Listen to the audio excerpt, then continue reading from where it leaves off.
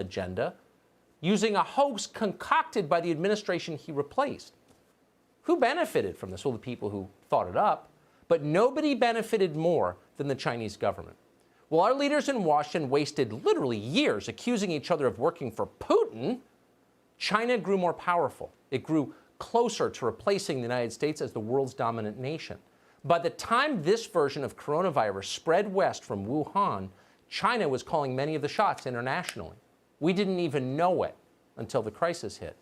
For example, the U.S. has given far more money than any other nation to the World Health Organization. And yet, strangely, our ally Taiwan still is not a member of the WHO. Why is that? Only one reason: China doesn't want them to be. And so they're not.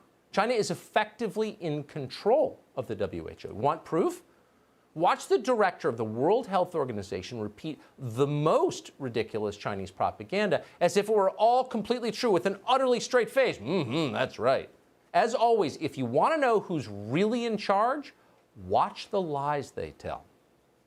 The Chinese government is to be congratulated for the extraordinary measures it has taken to contain the outbreak. China is actually setting a new standard for outbreak response, and it's not an exaggeration.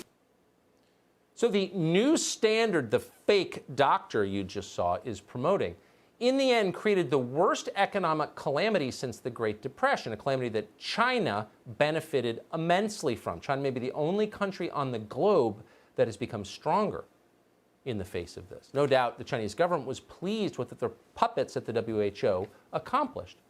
Last night, the President of the United States released a letter to the World Health Organization warning that the U.S. will suspend funding permanently if the organization doesn't reform itself right away and wean itself from China. We'll see if that happens.